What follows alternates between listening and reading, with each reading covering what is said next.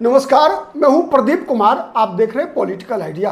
Political idea के आज के इस अंक में आप सभी दर्शकों का एक बार फिर से बहुत बहुत स्वागत है। मित्रों, आज हम बात करेंगे बिहार विधानसभा चुनाव के संदर्भ में। आपको पता है बहुत सारी ऐसी सीटें हैं जहां पर की फाइट, क्लोज फाइट होती है। और सबसे बड़ी बात यह है कि आप याद कीजिए, पिछले विधानसभा चुनाव मतगणना का दिन जब शुरुआत के 11 बजे तक परिस्थिति ये लग रही थी कि बिहार में सरकार बदलने वाली है, बिहार में महागठबंधन आगे दिख रही थी। कई टीवी चैनल, कई न्यूज चैनल ने तो ये ब्रेकिंग न्यूज चलाना शुरू कर दिया था कि बिहार में आरजेडी के नेतृत्व में जो महागठबंधन है उसकी सरकार बनना लगभग तय हो गया है। तेजस्वी यादव का मुख्यमंत्री बनना तय था। तभी कहा जाता है पलटता है चुनाव में कई सीटें ऐसी होती है जहां पर कि मुकाबला काफी रोचक होता है। तो आज इस वीडियो में हम आपको बताएंगे वैसी 11 सीटों के बारे में, जहां पर कि सांसें थमी हुई थी, हर उम्मीदवार की सांसें थमी हुई थी, बिहार के पॉलिटिकल एनालिस्ट की सांसें थमी हुई थी, नीतीश कुमार की सांसें थमी हुई थी, तेजस्वी यादव की सांसें थमी हुई थी, दिल्ली में बैठे भारतीय जनता पार्टी के चाणक्य अमित शाह की सांसें थमी हुई थी, भारत के प्रधानमंत्री नरेंद्र मोदी की और राहुल गांधी की। ये वो 11 सीटें हैं जहां पर की जीत हार का अंतर 1000 वोट से कम का रहा था। 1000 वोट से कम के अंतर से जीत और हार हुई थी। लगातार हर राउंड में बाजियां पलट रही थी। कैसे पलट रही थी आपको मैं बताता हूं एकाएक करके। सबसे पहले शुरुआत करते हैं विधानसभा नंबर 11, जहां पर कि वोटों का मार्जिन 951 वोट का था। 11वां नंबर वो विधानसभा सीट है परबत्ता से वर्तमान में विधायक हैं डॉक्टर संजीव कुमार। डॉक्टर संजीव कुमार जदयू की टिकट पर चुनाव लड़े थे और दिगंबर प्रसाद तिवारी आरजेडी के उम्मीदवार को उन्होंने 951 वोट से हराया था। लेकिन आपको जानकर आश्चर्य लगेगा कि यही डॉक्टर संजीव ने विगत दिनों जनता दल यूनाइटेड छोड़ दिया है और अब ये कांग्रेस पार्टी में शामिल हो चुके हैं। दूसरी सीट है बखरी सुरक्षित सीट। कई रोचक तथ्य हैं, इसीलिए पूरा वीडियो देखिएगा। ये 11 सीटों के बारे में कई रोचक जानकारी, केवल मतों का अंतर ही नहीं बल्कि और जो अपडेटेड जानकारी है वो मैं आपको देने वाला हूं। और 10वां सुरक्षित सीट है बखरी, बेगूसराय जिले का बखरी विधानसभा सीट, परबत्ता खगड़िया जिला। और एक और जानकारी बताऊँ आपको, परबत्ता वो विधानसभा सीट है जहां पर कि कांग्रेस पार्टी से इस बार डॉक्टर संजीव के लड़ने की चर्चा पूरी है, लेकिन बीजेपी से चर्चा ये चल रही है कि सम्राट चौधरी वहां से लड़ सकते हैं चुनाव। ठीक है, तो ये एक बड़ी जानकारी। फिर बखरी आई है। बखरी सीपीआई के सूर्यकांत पासवान ने चुनाव जीता था। बखरी सुरक्षित सीट से 777 मतों से मात्र 777 वोटों से बखरी से सीपीआई के सूर्यकांत पासवान ने भारतीय जनता पार्टी के उम्मीदवार को रामशंकर पासवान को मात्र 777 वोटों से चुनाव में पराजित किया था। यही सूर्यकांत पासवान हैं जिन पर की अभी एक मतलब मैं क्या कहूँ उसे, उसके लिए मेरे पास शब्द नहीं है। एक बहुत ही बुरा आरोप लगा है इनके ऊपर। ठीक है, छेड़छाड़ का आरोप लगा है। सूर्यकांत पासवान सीपीआई के जो विधायक हैं बखरी सुरक्षित सीट से, ये 10 नंबर पर है। 9वें नंबर पर है कुर्नी विधानसभा सीट से। पिछले बार चुनाव में कुर्नी विधानसभा सीट पर 712 मतों से मात्र जीत हार हुई थी। और यहाँ 712 वोटों से जो जीत हुई थी वो राष्ट्रीय जनता दल के उम्मीदवार अनिल सहनी की जीत हुई थी। इन्होंने बीजेपी के उम्मीदवार केदार प्रसाद गुप्ता को हराया था। लेकिन संजोग ऐसा देखिए कि अनिल सहनी की सदस्यता रद्द हो गई। ठीक है, एमपी एमएलए कोर्ट के द्वारा सजा याफ्ता हो गए, तो फिर इनकी सदस्यता चली गई और वहां फिर उपचुनाव हुआ। उस उपचुनाव में केदार प्रसाद गुप्ता केवल जीते ही नहीं बल्कि अब वो बिहार सरकार में मंत्री भी हैं। ठीक है, तो देखिए कैसे हर सीट पर गजब कहानियां भी है। ठीक है, केवल जीत हार का मार्जिन तो है ही, कि 1000 वोट के अंदर ये 11 सीट ऐसे हैं जहां पर कि फैसला हुआ था, लेकिन प्रायः अधिकतर सीट पर एक नई कहानी है। जैसे मैंने बताया कि परबत्ता में डॉक्टर संजीव कुमार जदयू से लड़े, जदयू से जीते, लेकिन अब वो जदयू में नहीं है और यहां से चर्चा है बिहार के उप मुख्यमंत्री सम्राट चौधरी के चुनाव लड़ने की, और संजीव लड़ेंगे कांग्रेस पार्टी के टिकट पर। ठीक है। दूसरा बखरी मैंने बताया सूर्यकांत पासवान सीपीआई के कैडर बेस्ड ऑर्गेनाइजेशन है, लेकिन उनके इस विधायक पर अलग प्रकार का आरोप है, रंगरेलिया मनाते पकड़े गए, और ऐसा आरोप प्रायः कैडर बेस्ड सीपीआई सीपीएम के नेताओं पर नहीं लगती रही थी। ठीक है, लेकिन लगा, सच्चाई है। उसके बाद हम बात करते हैं चकाई।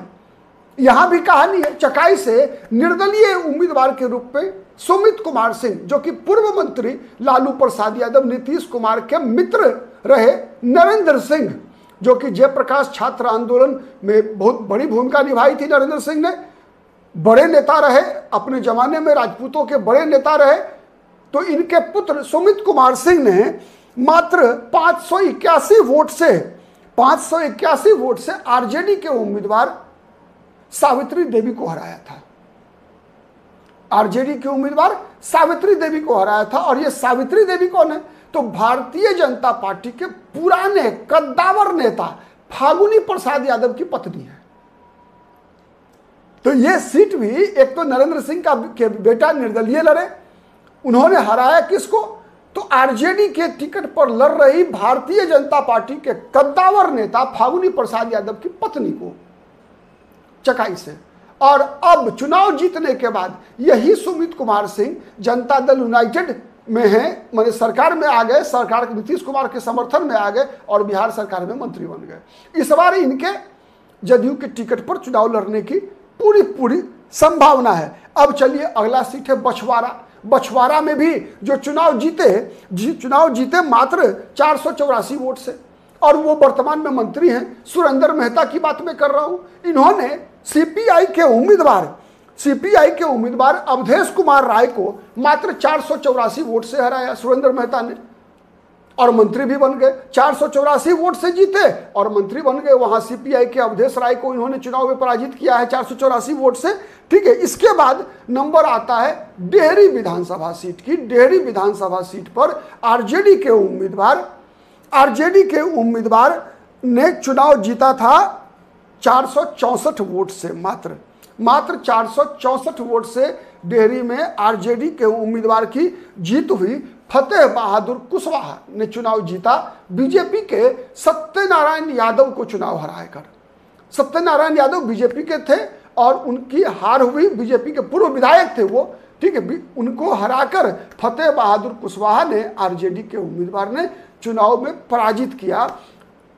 डेहरी विधानसभा सीट में आपको पता है पिछला विधानसभा चुनाव और 2024 के लोकसभा चुनाव में कुशवाहा बहुल, जहां भी कुशवाहा प्रभाव रहा वहां पर कुशवाहा वोट जो पारंपरिक रूप से माने जाते थे लगातार रहे 95 से लेकर 2020 तक, तो वो कुशवाहा वोट जो माना जाता था लवकुश समीकरण बिहार में, तो वो टूटा था। सीपीआई-एमएल जब आरजेडी के साथ लड़ी चुनाव, तो सीपीआई-एमएल के साथ एसोसिएशन रहा लंबे समय तक कुशवाहा मतदाताओं का, उसका लाभ एनडीए को मिला। एक यह भी कारण था जिस कारण से मगध और पटना प्रमंडल में, जिसे हम कहते हैं ना मगध और शाहाबाद का इलाका, इसमें महागठबंधन को लाभ मिला था। तो डेहरी में मात्र 464 वोट से एक और सीट है जहां 464 नहीं 462 वोट से चुनाव में जीत हार हुई थी, भोरे सुरक्षित। और वहां से जीतने वाले सुनील कुमार अभी बिहार के शिक्षा मंत्री हैं।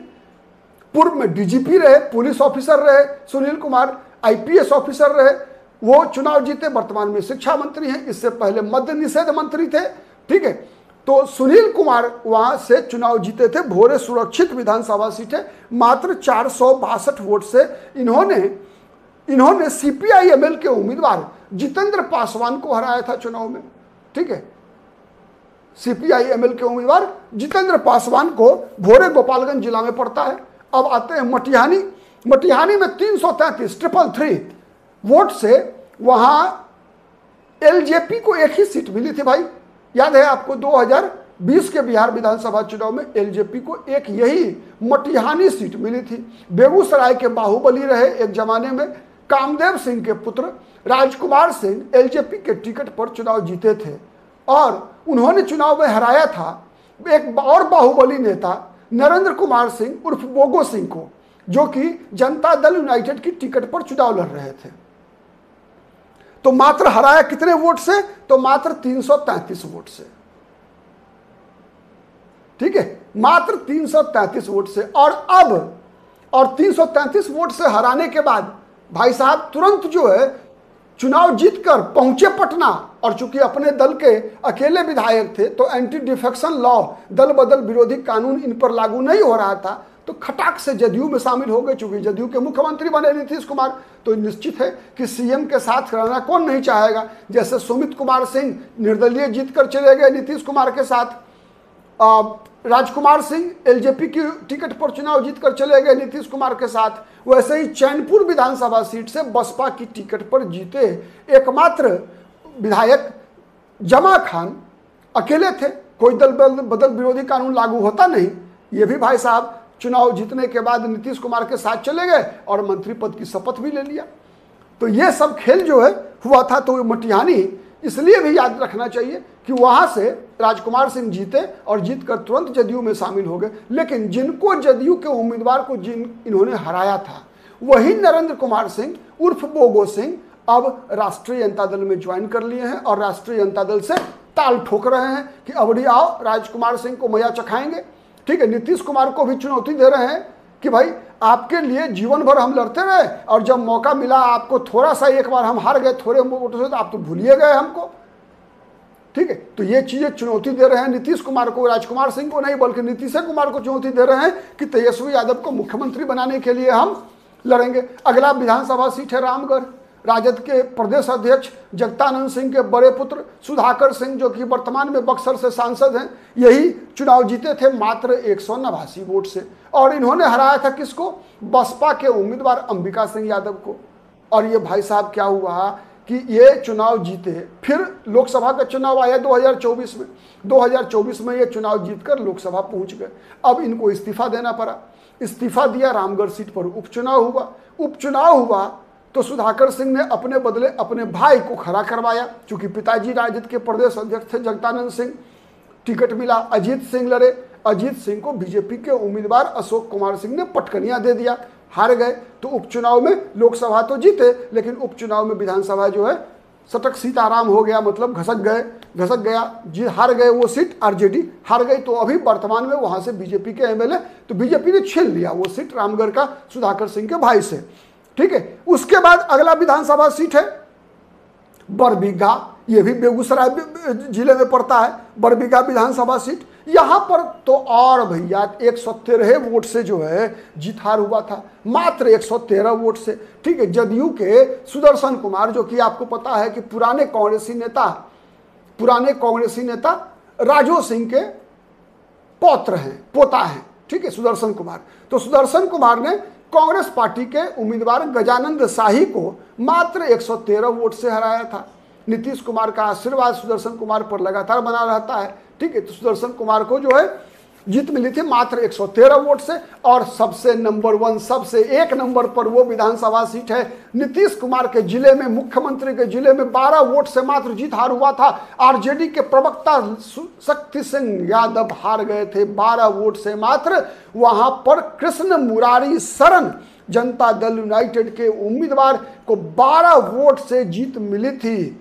ठीक है, और ये चुनाव इतना विवादास्पद रहा कि लगातार वर्षों तक, महीनों तक तेजस्वी यादव लगातार नीतीश कुमार पर बेईमानी करने का आरोप लगाते रहे। नीतीश कुमार के जिले में, नीतीश कुमार का गृह जिला है और वहां हिलसा विधानसभा सीट है। हिलसा विधानसभा सीट से ये शक्ति सिंह यादव चुनाव हार गए थे। 2015 में जीते थे शक्ति सिंह यादव, लेकिन तब जीते थे जब नीतीश कुमार साथ में थे।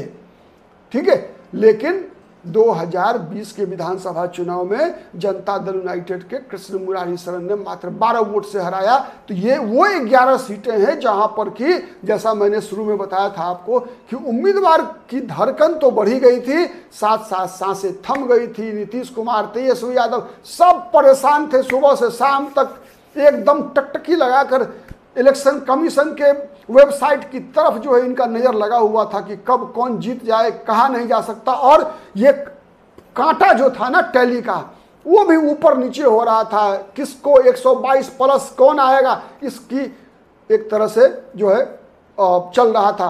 तो आज के लिए इतना ही, बहुत बहुत धन्यवाद। फिर हम अगले वीडियो में और कुछ आंकड़ों के साथ आएंगे। और ये आंकड़े इसलिए मैं बता रहा हूं क्योंकि 2025 में भी ये वो सीटें हैं जहां पर कि मुकाबला जबरदस्त होता है, और ऐसा ही मुकाबला इस बार भी संभावित है इन सभी सीटों पर।